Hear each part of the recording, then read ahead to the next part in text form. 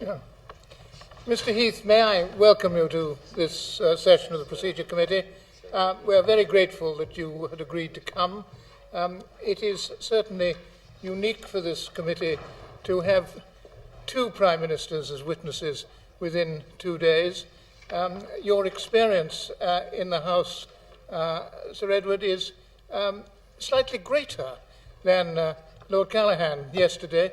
He may have actually served Parliament for 50 years. You've served the House for 45. So obviously, as the father of the House, there's nobody now who served it longer. And we're therefore very grateful that you should give up your time to be with us.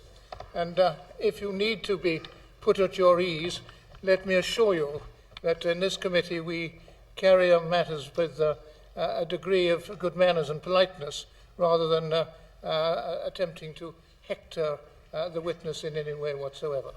So can I perhaps start by asking you, not that I think we get very far by hectoring you, but that's another matter. Could I ask you, do you believe that Prime Minister's questions during your period of 45 years in the House have altered very considerably? Oh, enormously, yes. I don't think there's any disagreement about that. One only has to go back over Prime Minister's question time in my period or Mr. Callaghan's period as Prime Minister to see the difference in the whole way in which everything was handled. I went at random this morning over a few afternoons, and in some ways I was rather surprised myself because the subjects were only the Prime Minister's subjects, and they were concerned to a certain extent with Prime Ministers meeting to other heads of government internationally and international problems or major questions at home. But another thing that struck me was that the question itself put by another member was comparatively short, and my answer was very seldom no more than 5 lines. Now, this meant that we got through a considerable number of questions, but it also meant that a considerable number of members could ask their supplementaries on my main answer, and that, I think, is what we need. So there's been an enormous change. Do you think that television coverage has particularly had an effect of making Prime Minister's questions much more a theatrical, political knockabout? Yes, I think it has. Of course, it does depend on the particular Prime Minister as to how theatrical it is. But there's no doubt about it that it's made the members who are asking the questions far more theatrical. And do you think that's a good or a bad thing? Oh, bad, thoroughly bad. No. See, I think that Prime Minister's question time ought to be a serious examination and question and answer discussion of the major problems with which the Prime Minister is concerned. And it's nothing like that today. Mr. James Hill? I get the inference that perhaps televising the chamber has not been the success that everyone has been saying, because they've concentrated solely on Prime Minister's questions, and it has made, I think, in my opinion, I don't know what you think, Sir Edward, I think it's made a more disorderly House. But how important would you say that answering Prime Minister's questions when you were Prime Minister, as opposed to perhaps the present time? I think it was much more important. And I think that, for example, the embassies in London paid far more attention to, in those days, the 50s and the 60s and the 70s, than they do today. And the evidence which you were given that, for example, the United States are just regarded as funfair is, I know myself, perfectly true. So that the whole level of the proceedings has been lowered. And I have absolutely no doubt that this is true in the public mind as well. I don't think the public regard it any longer as a revelation on television of the proper purposes of government. They too regard it as really a hideous shouting match, which each side is trying to abuse the other. And that really is a very wrong impression of what is most of the work of Parliament, is it not? I'm sorry, what's that? I said this is very much a wrong impression of Yes. most of the work of Parliament. Good. Would you say then, Sir Edward, that it's trivialised Prime Minister's question time by the overexposure to the media?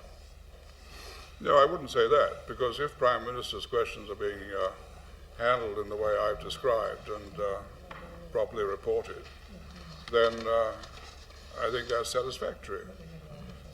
But what is happening today with the question of his activities during the day and so on, the engagements questions, are really quite pointless. I see that some witnesses have emphasized that if you drop that out, you will help solve the problem because it'll give more time. I regard this as a bogus argument. Because if you've got the question down on the paper as being a specific question of the Prime Minister's sphere, then you don't waste any time because the Speaker merely calls the number of the question. And you carry straight on with the answer. So that I don't think it's necessary to do that in order to save time. The whole process needs changing. Thank you. Sir John? Sir Edward, I also look back at some of the old Hansards to see, and quite often the questions were things like, well, when is the Prime Minister going to meet the TUC or the CBI, which is very near to an open question, because the supplementaries which followed ranged very, very widely over anything to do with economic affairs. And in that sense, I think it is quite difficult to draw up rules which effectively would tie members down to the sort of specific questions which you're speaking about. But there was a particular reason for that, which was that we were carrying on the discussions with the CBI and the TUC about the prices and incomes policy. And I was in the chair the whole time. I was in the chair for the 53 meetings which we had with them, which went on, of course, for more than a year. And so I think any member of the House are perfectly justified in putting a question to me because of my chairmanship of those meetings. Yes, but the supplementaries ranged much wider than just the prices and incomes questions over the whole of economic affairs, really.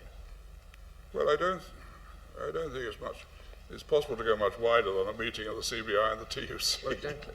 Because they were able to cover anything they wanted to. Yeah. I didn't mind that the least. But it was serious. Lady Olga Maitland?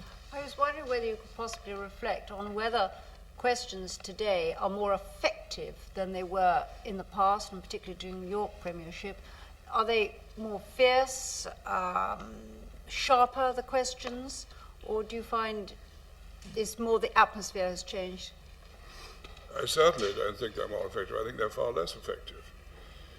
If there's a serious question about a major matter down to the Prime Minister, then he's going to devote a lot of attention to it in his briefing, even though he's handling it himself. And where various times of notice have been suggested for questions, then I think that 48 hours is far too short a time, minimum of 72 hours. I think a Prime Minister wants to look at the Tuesday afternoon questions and the possible replies on Monday night at the latest. And he may want to discuss them with the people affected the previous week. So I think that more time is needed. Now, from the point of view of being up to date, that's not a problem because you can have a private notice question if it's that urgent.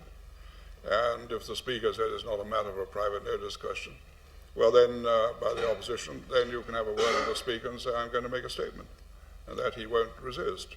So I don't think that the urgency question means that you've got to have such a short notice of a question of the Prime Minister on a very big issue. But going back to the kind of the main thrust, and it was interesting the remarks you made, do you think that today the impact of Prime Minister's questions is as powerful and as effective as it was before? And I think you've slightly answered that question, but what I was really wondering is, has it become too much of a circus? And would you not agree with me there is a slight danger that if you have the prepared questions in advance, we then go into a soft focus and it gives the Prime Minister of the day the opportunity to wriggle out of key questions? I don't think that's the case at all. Because if you've got a valid point, you can put it perfectly quietly to the Prime Minister, and the Prime Minister knows full well if he's not prepared for it. And people who are in the House will know at once if he's not prepared for it. If he hasn't got an answer, he hasn't got an answer which holds water. I think that becomes perfectly obvious. Mrs. Gillen has another point, I think. Sir Edward, from time to time I watch questions in another place, and I'm always struck by not only the courtesy in which the proceedings are conducted, but also the depth which is obvious by sustaining 3 or 4 questions, perhaps on the same subject. I wondered if you'd care to comment on question time in the other place, and say whether you think that there are lessons to be learnt from that form for our House. I think the lesson to be learned is that the House of Lords treats these matters seriously. It's not the question of limiting it to 4 questions which brings about that result. And in any case, we couldn't contemplate doing that. And the House of Lords on a normal attendance day has only, a third of the House of Commons. And so there's no pressure there for them to increase the number of questions. So I don't think one could transfer their structure to the House of Commons. But on the other hand, they always treat these questions with great seriousness, and they don't put them down unless they believe it's a serious matter. They don't put them down very often in order to cause trouble for the government spokesman. Just taking you down that line, does that mean that you think perhaps the standards of behaviour of members of Parliament in our House have actually deteriorated over the years, and perhaps it's a case of physician heal thyself? Before we look at the format of question time, we should look at the behaviour of individual members? Well, I suppose the easy answer is it never used to be like that. But I think the debate, perhaps it's a debatable question. I was always in favour of having television in the House of Commons, because I said if the 250 people in the gallery can see everything and hear everything, then now that we've got the technical ability to do it for the rest of the world, why shouldn't the rest of the world hear it? And then I was told, well, of course, members will then play to the camera, and they will try to get all the things they want onto television. I said, all right, well, that's a risk we've got to take. Some people think that is happening today. I think the reverse. I don't think that members of Parliament, once they're on their feet and screaming at each other, can possibly have in mind the effects having on television. So I feel justified in that. Peter Pike. So, Edward, when you said about serious questions, and I take the point that you were making now, sometimes that can be a serious question on the part of the questioner and not a serious answer, and so it can be both ways. Would you not think that perhaps when the present Prime Minister first started answering questions, for the first few weeks, I think people, certainly on my side of the House, were quite impressed by the way that he chose to answer them, treating them as a serious question. That, unfortunately, has changed. Now, I'm not saying that that necessarily is the Prime Minister's. Is that sometimes not the fault of the people who are advising, that they feel that a certain controversial style is, and that then makes it lapse into a non-serious situation? Well, I've never been able to discover who his advisors are, and I don't know what advice they give. But there has been that, I would accept, there has been that change of attitude. And I would just add this other business about the general reactions of members. You see, the present engagement question is the easiest thing in the world. You just put this down. You don't have to think of anything until after lunch on the day, and you think something or other. But what is even worse is that you'll probably handle something to raise by some whip or other. And so you try to memorize it so the speaker doesn't call you to order for reading the thing. Can't always be memorized. And then we get all the rest of it. And so many of these are planted questions today. I think for Prime Minister's questions, we never had planted questions. And well, if you're dealing with serious matters, like the Prime Minister was in those days, then it wasn't possible for the whips to think up planted questions to put down, so that was all right. I think it's an absolute curse, the planted questions today. And the other thing is, the questions are allowed to be too long. I know it's difficult for the speaker, but previous speakers have enforced that a supplementary can only be one question and not go on and on and on. But then that difficulty arises from the very nature of the engagement questions and the answers which they get. And if they're going to get a long answer, well, then they expect to have long supplementaries. And again, so it's simple from the member's point of view. It's also simple from a Prime Minister's point of view, because you don't have to have a serious briefing every time. You notice that recent Prime Ministers come in with a great volume of stuff, and all they have to do is listen to the supplementary, take a glance and flick it over, and read out the answer. What is more, if you notice carefully, they read out the same answer week after week after week. So it's much easier for them, much easier for Prime Ministers. And those people who say we've got to test the Prime Minister, this is the least difficult way of doing it. Mr. Mackay? I think, Sir Edward, it would perhaps be unwise of me, of all people in the room, to actually pursue the route of planted questions, hypothetical or otherwise. So can I instead take you back to your period in office and say to you, obviously, Prime Minister's Question Time has become more trivialised recently, and you illustrated this very clearly today. But I'm not convinced, and I'd like your views on whether it is any less confrontational or political. My memory of those times, albeit not as a member, was that it was highly political and at times highly confrontational. Would you confirm that to us? In my time? Yes. Well, I don't think that was the case. Again, going over some of these days, I was rather surprised. There was a question about Israel and Resolution 242 of the United Nations. And how was I going to ensure that was implemented and so on? And I said, well, this is what we propose. And then the leader of the opposition, Harold Wilson, got up and said, no, he thought exactly the opposite. But he said it in a perfectly reasoned way, and he wasn't attacking me for any sins of any particular kind. He wasn't attacking me for crime or dealing in money or sleaze or anything like that. He just said, yes, well, we differ. Mr. Banks? Sir Edward, you seem to suggest that somehow it was a relatively easy thing to ask a question in Prime Minister's time, a question time. I've got to tell you that I put my name down, twice weekly, and you desperately want to come up, but you also similarly dread coming up because it's a terrifying experience. You get one opportunity to ask that question. It's a sort of underpants filling time for the person standing up on the back benches.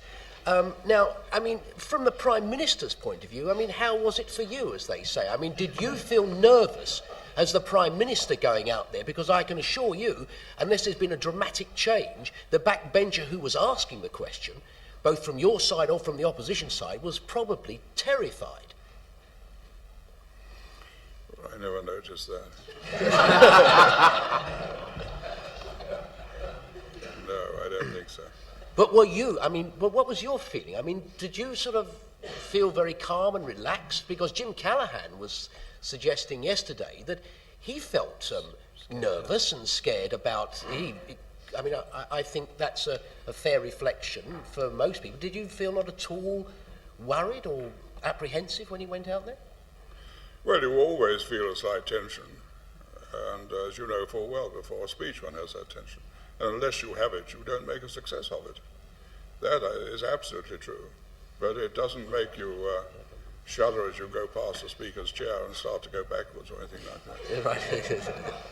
that. The other point, again, you said that Prime Ministers today have that from file and they can just refer to the questions.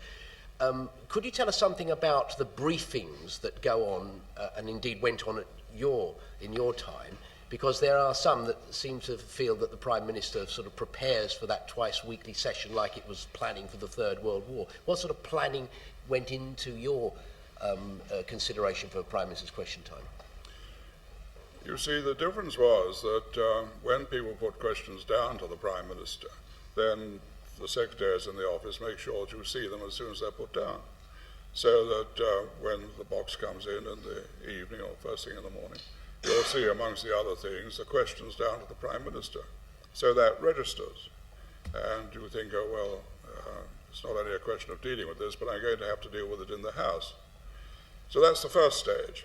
Then you may very well say to the Secretary, I've been through these, and this one I think can cause difficulties because I can't reveal what's really going on, and I don't want to give the impression we're trying to hide something, but the fact is that I have been on the phone to Nixon, but I can't tell the House of Commons exactly what Nixon said.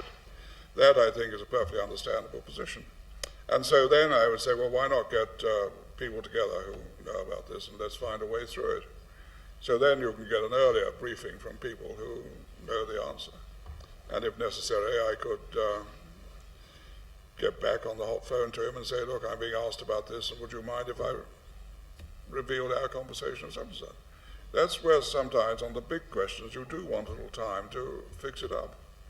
On other matters, then one can say, look, the briefing on Monday night is all right, as well as the one on Tuesday at lunchtime. Or you may say, look, I want more on this, which I can digest over the weekend, so that I can be absolutely clear which way I'm going to handle it. That was how the briefing worked. It was very seldom one had to call in another department because one took very firm line that ministers should be responsible for their own departments. And I believe it's very important to do that. I see that one statement in some of the things you've heard said that the Prime Minister is responsible for everything, and therefore you should be able to ask him a question about everything. I don't accept that for a moment. Ministers are responsible for their own departments. And the obvious proof is that if the Prime Minister is responsible for everything, if something went wrong in a department, well, then the Prime Minister probably gets the job. That's not the case. It's the Minister who goes. Used to go. On that point, Sir Edward, Lord Callaghan yesterday made a particular point of stressing that he felt that there was a need for the ministers to be responsible for the direct questions concerning their ministry rather than the Prime Minister taking on every matter, because he felt the more that the Prime Minister took on everything, this massively decreased cabinet responsibility in the cabinet structure of government in this country. Would you agree with that view? I don't think so, no. The Prime Minister is responsible for things which he's doing. And if you've got 2 or 3 ministers engaged in some project, then the Prime Minister can be asked about that particular project. That, I think, is perfectly justifiable. It's what we used to do. One of the things I was looking at, the Secretary of State for Employment and the Secretary of State for the Environment, and I think Social Services, the 3 of them were involved. And so I answered the question. But if it had just been a departmental question, then you send it back. Good. Mr. Hendry? Good. If there was a move back towards more substantive questions, would protection need to be put in place to make sure that they could not simply be transferred to other departments if the Prime Minister felt that it was not convenient for him to or her to answer them? I don't think so, because the division is very clear. And a Prime Minister won't try to cheat in that way, because there are all sorts of ways in which a member of the House can expose it as cheating. The example I've just given was a very clear one. You've got more than one minister engaged in a project, and therefore all 3 of them were responsible for it. And I can answer for the overall project, having put 3 of them in charge. That's perfectly clear. On the other hand, if it's just a question about unemployment, well, it goes to the Secretary of State for Employment. You see, I think that at the moment we've gone into such a controversial situation that it's thought the only purpose for question time is to try to break the other side. That's not the purpose. The purpose is to get in the House of Commons proper information and then reasoned questioning about the information provided. And, well, when you get within a month of an election, of course you expect the atmosphere to change. But in this House, it hasn't changed since the last election. And we've still got 2 years more of it before we get to the next election. And every day is a general election day. Sir John Cope? I wasn't trying to catch your eye, but I thought that Lord Callaghan did feel that the system of responsibility was weakened, I think, by the present system, apart from anything else, the system of cabinet responsibility, because the Prime Minister is effectively expected to answer on anything at no notice at all. That seemed to weaken cabinet government, or the position of the individual ministers, because the Prime Minister was drawn into everything.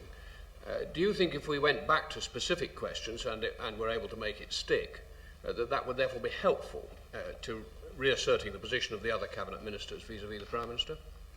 Yes, it would.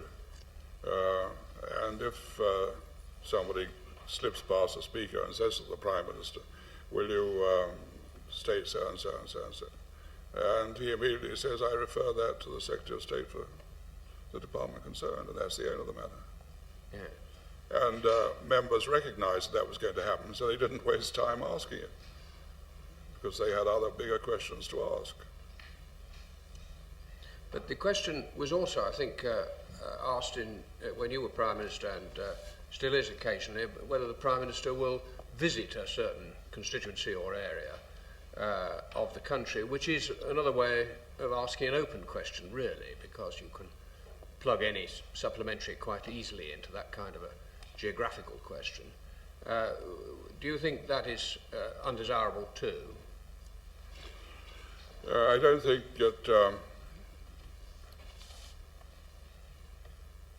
that it is possible to ask the Prime Minister an open question which he has to answer, because he can always say this is a matter for the department. Well, you can ask him if he's going to visit Old Bexley, for instance. Well, he can always say, I have no plans for any of that, and that's the end. But the supplementary would be that if he did visit Old Bexley, he would discover the citizens were thought this or that, and you could introduce more or less any topic you want. To which he says, well, I can give you the answer to that if and when I go there. Yeah. It does show an old master at work, doesn't it? Mr. Mackay. Edward, how would you answer the point that's been quite forcibly put to us by some witnesses, that a Prime Minister that is forced to answer a wide variety of questions across different departments then becomes better informed than the Prime Minister who doesn't have to do so?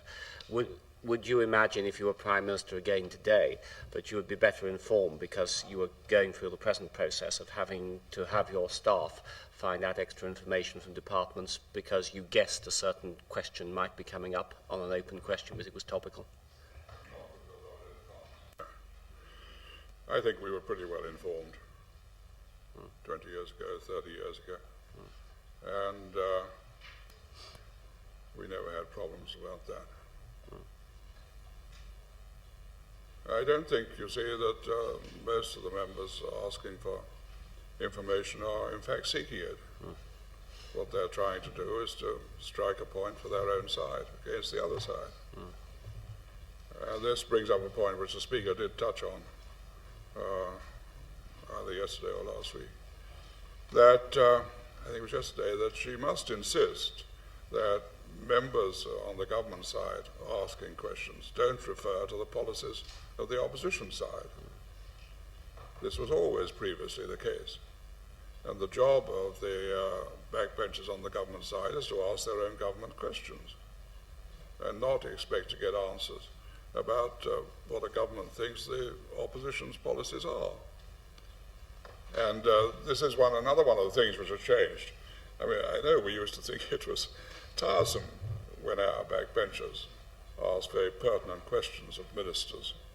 But in those days, there was no point in the whip saying, look, oh boy, don't ask questions like that, because they just ignored it and went on asking the questions. So that was what happened. But this is the only way in which the backbenchers of a government can get information about what the government is doing. And at the moment, a great number of them are spending all their time bashing the opposition. And I don't think that's a healthy situation in our system, in our democracy. I think that government backbenchers, whichever party is in power, have got a task of checking their own government. And that's how they can do it at question time. Yes? So I've often wondered how realistic that is a view, that questions are there to elicit information about the policies of government. They seem to me, whether they're the questions that are substantive to individual ministers or to the Prime Minister, to be far more about heat than light. And that after all, if you really did want to find out, you could go up and ask the Minister privately or write him or her a letter.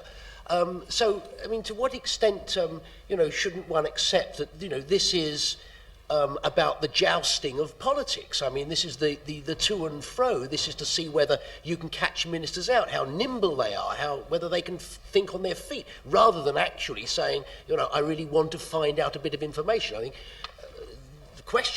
oral questions would not seem to me to be the ideal way of actually getting information.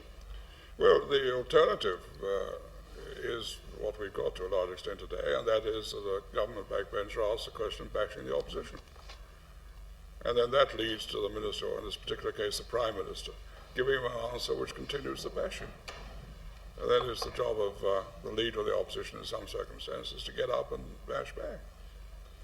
Another aspect, if you're looking back, and I checked on this, is that the leader of the opposition very seldom asks more than 2 questions, and very often only 1. On this particular case, I mentioned Harold Wilson only asked 1 of me on the Israeli thing and so on. And this just increases the controversial atmosphere of the whole show. Can we just follow that? I mean, you will have noticed that of recent times, leaders of the opposition, not just one, have frequently got up and asked 3 questions of the Prime Minister. Does this not take much of the time of the backbenchers away, when often Prime Minister's time and question time, when I came in, it was thought to be a backbencher's opportunity to cross-question the Prime Minister rather than that for the front bench? That is correct, and very often the leader of the opposition didn't ask any questions at all at the Prime Minister's question time. On the other hand, sometimes the Foreign Secretary was sitting there with him would ask the Prime Minister a question. Now it's become entirely fixed on the leader of the opposition. Just that Jim Callaghan said yesterday that he tried, when he was the leader of the opposition for a while, not to ask any questions of Margaret Thatcher, and because he didn't see the point at that stage. But then, of course, he was taunted by the government members who were accusing him of being frit. So he was compelled to then start asking questions. When you were leader of the opposition, how many questions did you tend to ask the Prime Minister of the day? Oh, I can only remember one occasion when I asked 3, and the others it was either 1 or 2. Very often only 1. And there were so many people on the opposition side who also wanted to ask questions. Can we move on to the alternative possibilities that the committee has been thinking? Mr. Peter Pike has a question or 2 on that. Yes, I would like to ask one. One of the alternatives that's been suggested is that we move away from the present question and answer system and move to perhaps a series of mini debates on 3 subjects. Do you think there would be any merit in that? Based on what? On short debates on 3 specific subjects, obviously picked beforehand. Yeah. No, I don't think that could replace questions anyway at all. You can do that by having debates in the House, and you could have it at any time when the House is rising for a period. And under the present system, it looks as though you can have it almost every week. So I wouldn't accept that as being a replacement of question time at all, a general round-table discussion. And it would also, presumably, be very limited. It's very difficult to see how you have a round-table discussion in the House, in the chamber itself.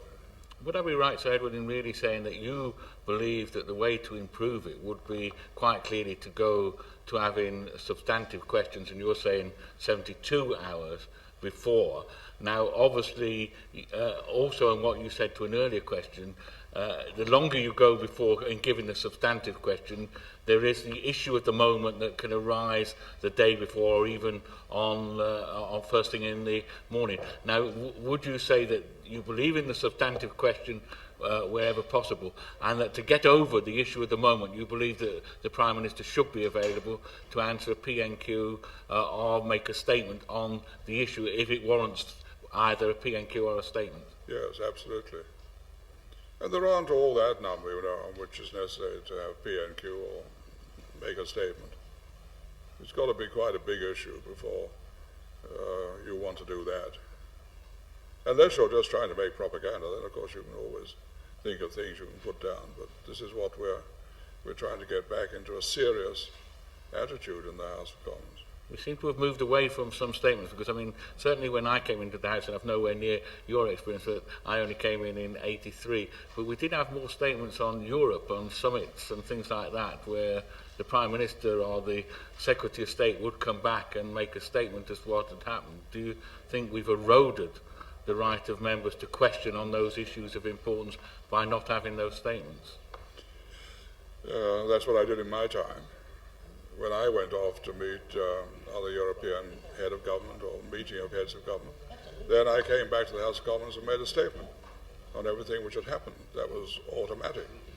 And the fellow heads of government or head of government used to say to me, we really don't understand how you carry on with this. You can't do anything without making a statement in the House of Commons. You come and visit me in Paris, you get to the airport where the press are, you have a press conference. You get to Heathrow, you have a press conference. You then go back to the House of Commons where you have to make a statement and answer questions for 3/4 of an hour. We don't know how you managed to exist. But did it worry you, having to come to the Commons and make that statement? Did you feel it was wrong? Or did you think it was part of British democracy that we had that right? Yes, because that was a major question. At least most people seem to think the European question was a major one. And I was handling it. So that was all fitted in completely. Thank you. And when I was acting... When you said 72 hours, I said a minimum of 72 hours. I think you said a minimum of 72. When I was acting as a PPS for you, I know that you used to be criticised for your press conferences, that you weren't in fact coming to the House of Commons before you'd revealed some of this. Yeah. So you can't win whichever way you go. Exactly. Yes, sir. Saying the longer you went back, we said 48, you said 72, and the further you go back, the more you will recognise that there is the issue that can come up in that intervening period that is felt that might warrant a PNQ or a statement. Yeah. The longer you take it back. Yeah. Mr. Mackay. I assume, Sir Edward, in light of the answers you've just given Mr. Pike, that you wouldn't go along with the evidence we've had from one person, that it would be a good idea for the Prime Minister to answer substantive questions in a select committee form once a week. That no, doesn't I wouldn't appeal accept at that all. for a moment. No, I share your view. I think that'd be a massive mistake. Yeah. The Prime Minister on the front bench is open to the whole House. Yeah. And the question is on which subjects and how it should be handled. I agree. I don't like the idea of 1/2 hour a week on a Wednesday. I think that it's much better to have the 2 1/4 hours. And it does give the Prime Minister a chance to get completely up on everything he's going to be asked during that 1/4 hour. 1/2 an hour is a heavy burden.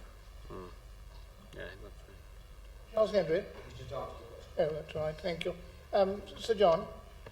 You've shown an inclination to move back to the substantive question, but there is the problem of the issue which needs to be raised.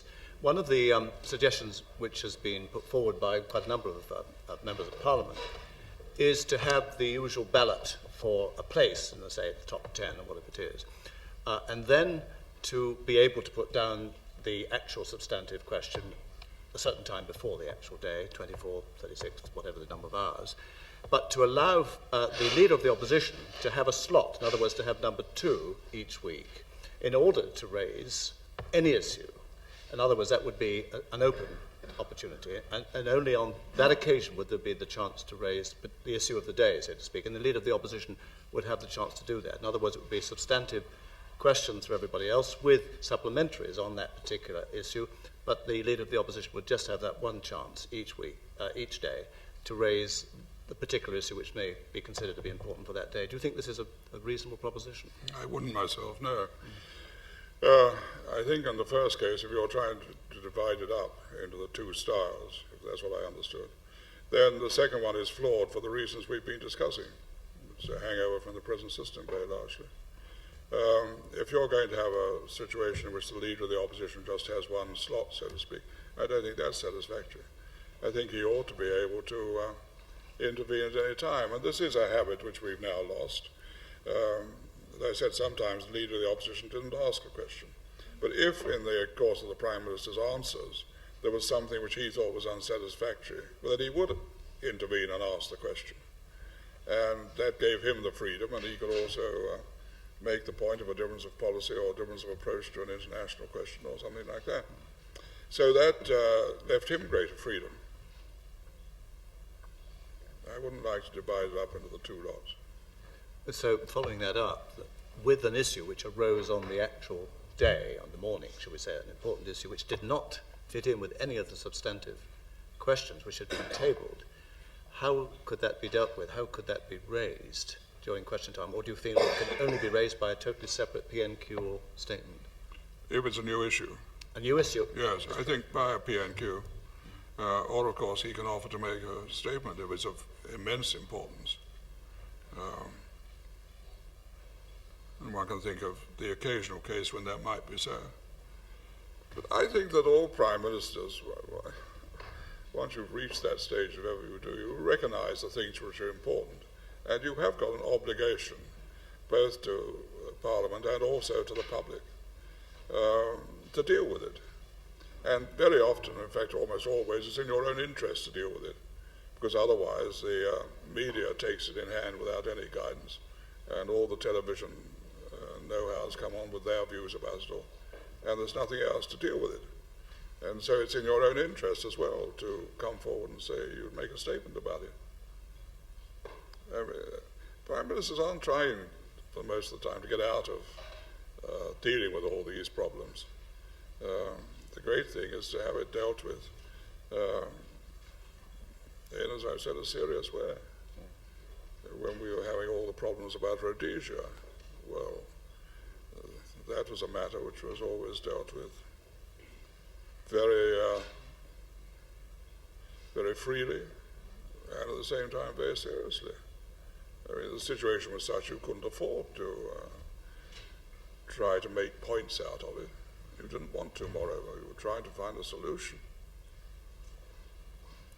It's been suggested, Sir Edward, that the Prime Minister actually oughtn't to be expected to be able to necessarily jump to attention and answer any question that came up on the 10 o'clock news, or perhaps even the 1 o'clock news of the day of Prime Minister's questions 2.5 hours later, and without giving some fairly serious consideration, particularly if it's a serious matter, and that it really is expecting too much for that sort of response from the head of government on matters which are really serious. Mm.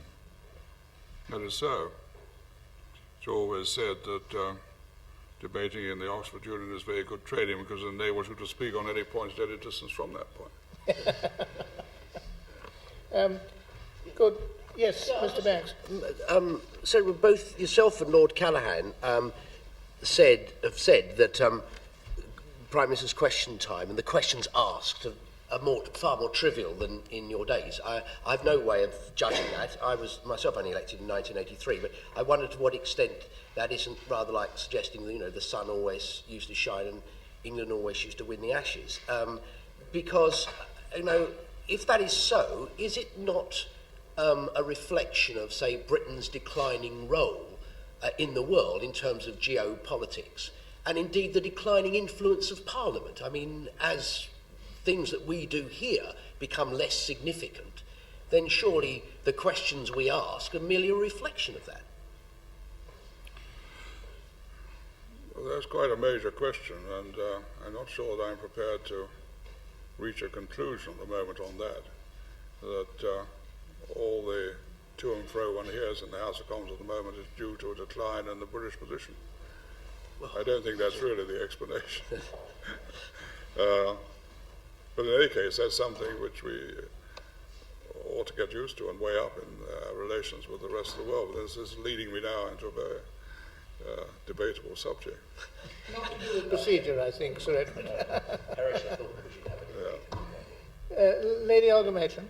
Because of the disparity of the nature of the questions presented to the Prime Minister, I was wondering whether by any chance you could tell us how many hours of actual preparation were involved in your time preparing for PM questions, because we were always acutely aware of the time that Lady Thatcher put into preparing her questions, and indeed Prime Minister Major does it today. Was it much less for you, or was it about the same, and do you feel it was appropriate to spend so much time preparing for just a single quarter of an hour slot when perhaps you could be dealing with things of a wider and perhaps more important nature? I always felt it was appropriate to spend whatever time was necessary because it was so important. You've got the whole of Parliament listening, and you've got all the reports in the press and from the gallery and onto the media, radio and television. It's of vital importance, and you can't afford to make a mistake.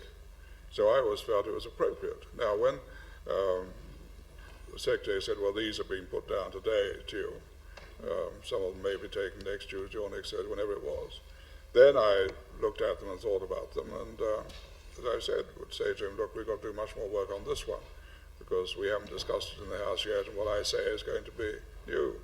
But then they would go off and do the work. Then it would come back to me, and I would discuss it with them. Now, as I said, I'd like to have, on a Monday evening and a Wednesday evening, set aside the time for, an hour, 2 hours, to deal with them. Now, one of the aspects of it is, of course, that one didn't know. Well, the first thing is that when you're going to put down one of your engagements, we get whatever it is, 250 questions. If people have got to put down a specific question, then the number is very small. But you don't know when you're preparing for them how many questions are going to be reached. And so you have to go further than you think is the likelihood. So that does mean additional time. But I think that's worthwhile. One doesn't grumble about that. But did it dominate, for instance, your Tuesday mornings and your Thursday mornings in the same way that it does the Prime Minister of recent years? Well, you've always got Cabinet on Tuesday and Wednesday and Thursday mornings. So the drill was that after the Cabinet, you then go through questions. Or if it's a long Cabinet, then you have a quick lunch and go through questions afterwards. Usually it was the latter.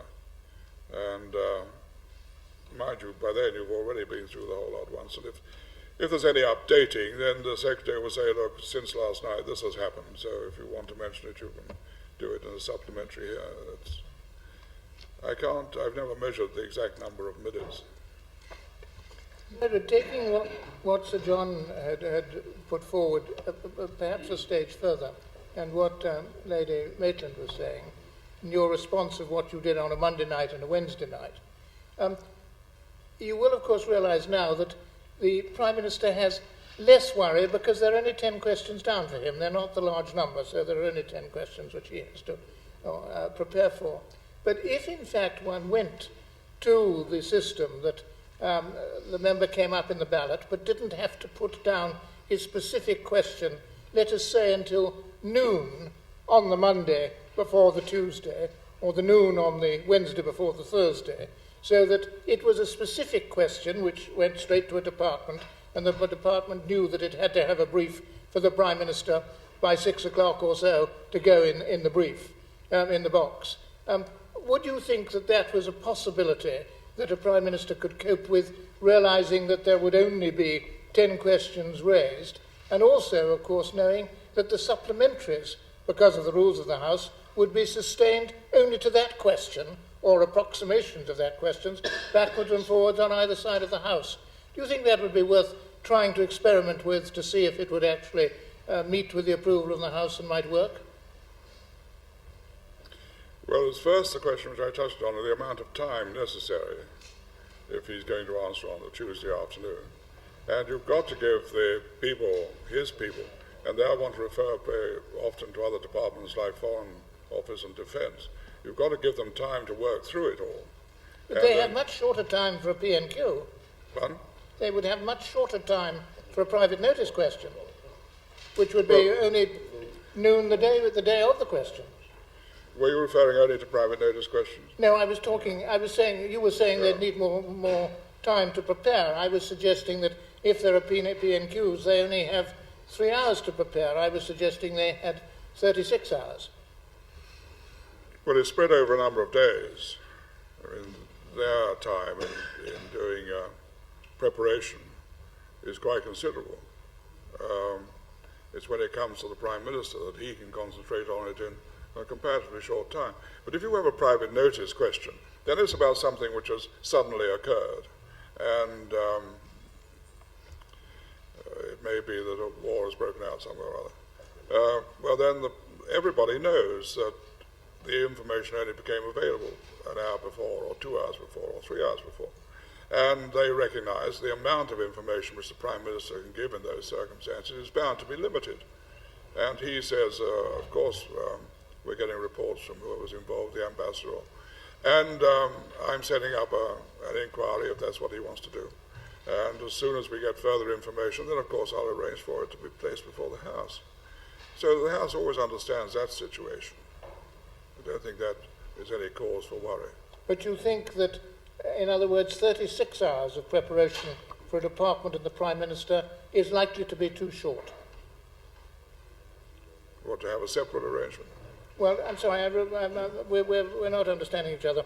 If we moved to the possibility of having the 10 questions for the Prime Minister only put down as specific questions in order to keep the topicality, let us say, by midday on the day before questions, which would be approximately 36 hours or so beforehand, would that be enough time to allow the Prime Minister to be properly briefed, to get up the next day at 3:15 to answer what would be no more than 10 specific questions?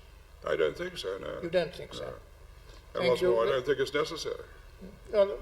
These are one of the suggestions, and it was important to get your view on that. I don't think they've matter. allowed taken sufficient account of all the preparations which has to be done outside the Prime Minister's office before it comes back to him or to his staff and then on to him. And it does take time. And the people who are, if you take any international question and you want the views of the Foreign Office and Defence, even though you've been handling it yourself, well, they've got to work out the answer and then pass it up the line, at least to the Permanent Secretary and probably to their own minister. All of that takes time. And, but I say, I don't see any advantage in trying to rush it.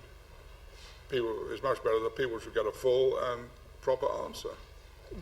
I think the reason that people are talking in that way and making those suggestions is that it would be the one way of keeping topicality available to the member putting down the question, which had to be specific, where if he was to put it down 10 days before, the chance of topicality really goes out of the window. Well, I don't accept that. There are very few items which are so topical that they've got to be answered within 48 hours or 24 hours and will then disappear. They don't in politics. These things go on and on and on. A very reasonable reply, but it was one that we need to get on the record. Yeah. Sir John. Well, it's really just following that point. I think as far as the Thursday Prime Minister's questions would be concerned, there would be no difficulty in establishing, say, a 72-hour rule. But of course, when we're dealing with a Tuesday, and that would mean, in fact, that the specific question could not be tabled 3 days before, because that would be at the weekend, and would therefore have to be tabled probably on the Thursday before. So we're getting quite a long way away from the day, and so it becomes more difficult the longer the time span that's required before actually tabling the specific question. As far as the Tuesday is concerned, I think that's a difficulty. I think it's perfectly all right. We used to have much longer time, and we were never caught out by topicality. If the Prime Minister, if you take the present situation in which he's been in Israel and the Arab countries, well, he knows that he'll be asked a question about it, presumably tomorrow. So what's he done? He's worked it out with his officials and advisors in the plane coming back. That's all right. And he's prepared for it because it's a topical subject and he wants to answer it. And this happens with ministers who go to European Union meetings. It's a natural thing to do. You've got your staff with you. and work out what you say to the House of Commons. Sir Edward, both yourself and Lord Callaghan mentioned the attitude that seems to be prevalent in the United States about Prime Minister's Question Time, that it's seen as being something of a joke. I wonder how accurate that really is.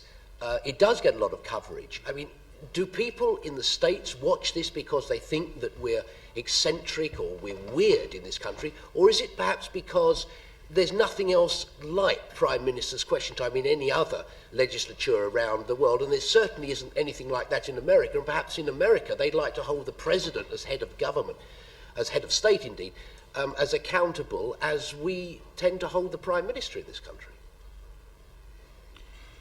Well, when it first appeared on the television screen in the United States, people were impressed.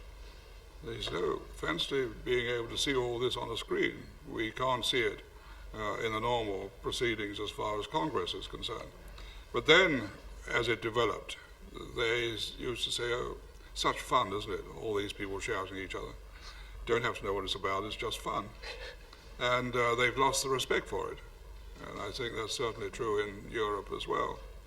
Now, if in America you compare a hearing before a Senate committee and the attitudes there and the questions they express, then you get an enormous contrast between what they see of the House of Commons and Prime Minister's questions. And they don't think it's a very favourable one. But this is a world of difference. I mean, you know, this is a world of, select committees are a world of difference from what goes on the floor of the House of Commons. I mean, people can see this sort of thing. And can see that, you know, that we are capable of actually asking each other questions without shouting at each other. Even I'm capable of doing that in a situation like this. But I mean, isn't there something more to it? I mean, isn't Prime Minister's Question Time something that's, if not unique, I mean, is rare in legislatures around the world? Yes, that's all perfectly true. For good reasons. It doesn't mean that it gets respect. And I do have to point out, Sir Edward, if you go to some of the local parliaments in the States or in Australia, they're shouting at the Prime Minister and Question Time is even worse, if that's possible, much worse than the House of Commons. So we're not that unique. Maybe we've allowed other people to learn from some of our weaknesses. But Sir John Cope has a question. In Australia, it's because there's absolutely no indication of any sort of question at all. They don't even ask what your engagements are. They just shout. I was just going back to this 72 hours notice business. Is it, am I expressing your view correctly to say that the shorter the notice that we require the Prime Minister to answer, the more likely it is that the answers will be trivial and evasive, as opposed to him being able to put over a considered serious response to the question which is put down? Well, I think, if I may say so, it's possible to give too much emphasis to topicality. And when one looks at the questions which are put down, then it's perfectly possible to have a week's notice, and it's not going to suffer, because they're mostly continuing questions. So I think it's possible. I know that this is very much in people's minds, and in the committee's mind, from what I've read of the evidence you received, but I think it is possible to overemphasize the need for topicality or immediacy, let us put it that way, because topicality will continue. But in addition to that, if you give the Prime Minister fewer hours and his staff fewer hours in which to consult colleagues or to ambassadors or anybody else he needs to consult, then the more likelihood is that the Prime Minister will have to evade the question because in some form, or at least give a less full answer. Yeah.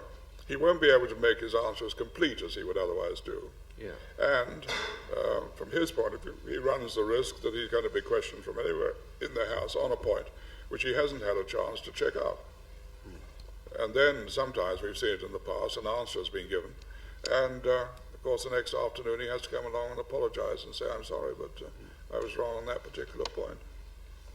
Thank you. The reality is that we do know a lot of the topical things like the unemployment figures are going to come out, the inflation figures and all things like that. So those could be met by the type of system that you talk about. The type of thing that we don't know is going to happen is the bank rate, or whatever it's now called, goes up in the morning. I don't know whether the Bundesbank might know before we do, but that is the one type of issue that we don't know is going to happen until it comes over on the news. That's perfectly true, but I think most prime ministers would ask themselves whether it's necessary to answer a question about the Bundesbank, nor about unemployment. Unemployment is handled by the Employment Secretary. He's already been on the box today about the latest figures, and everybody can know about them. Last two questions, Sir Edward. Mr. Henry. Sir Edward, would it become less of a circus if it didn't happen twice a week? Is there any good reason why the Prime Minister should spend 2 hours a month answering questions when every other member of his cabinet spends 40 minutes or 60 minutes in the course of a month? And if people had fewer opportunities to ask questions, would that not of itself make them ask more substantive questions which were of greater importance? Well, I think on the comparison of times, you've got the question of the Prime Minister is carrying much heavier burdens and also has to be out of the country for certain meetings and so on, which he can't avoid. So I think that is one reason why it's justifiable to have less time as far as he's actually answering questions. But there's also the fact that he's answering over a very specific area. And if you look back at the number of questions put down to the Prime Minister on these specific subjects, you'll find they were comparatively few. And I have even known an occasion where there weren't enough questions put down to keep the Prime Minister going, so to speak.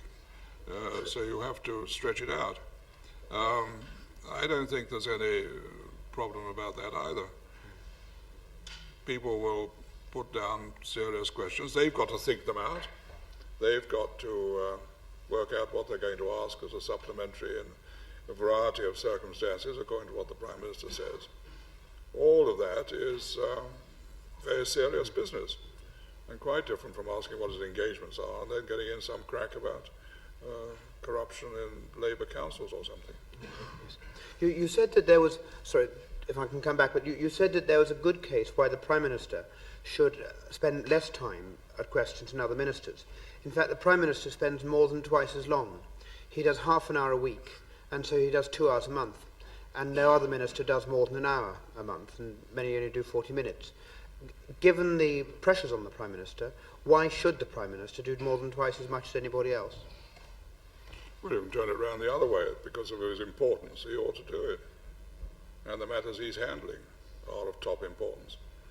But if you add the time which ministers also spend in committees and so on, and statements, then that's much more than the Prime Minister has to spend in connection with parliamentary duties.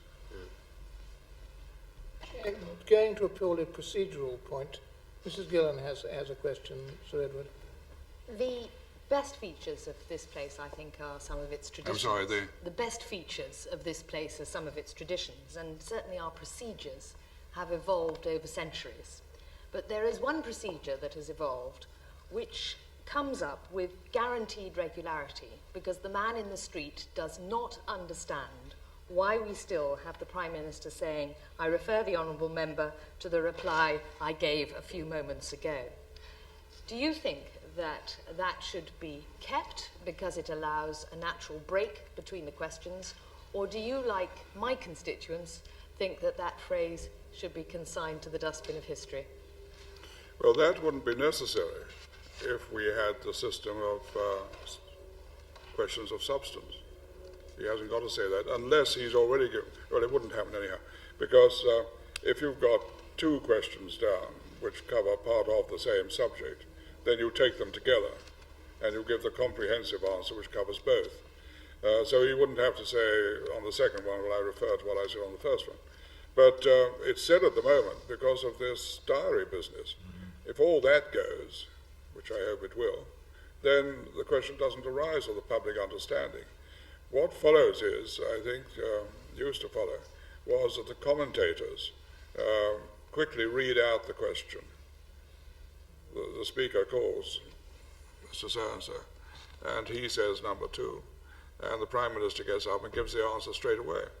So you save your time there. But it does mean that the commentator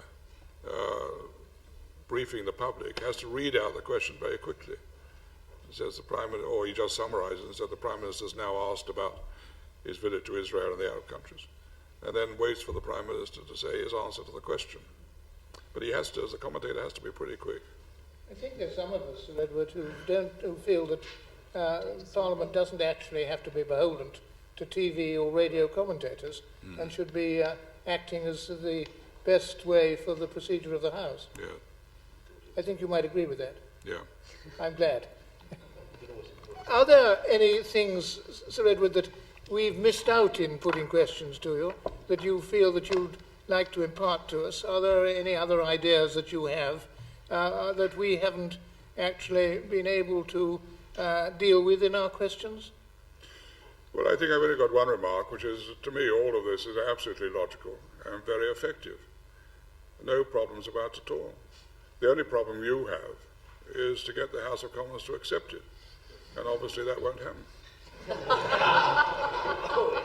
Well, Nice way of spending an hour anyway. at least, Sir Edward, we know we have got a very excellent and forceful ally in the Father of the House. So may we thank you very much for coming, for dealing with this so charmingly and with a nice sense of humour, and indeed imparting a great deal of information to us. We're very grateful indeed. Thank you very much. Good. Yeah. Good. Thank you very much.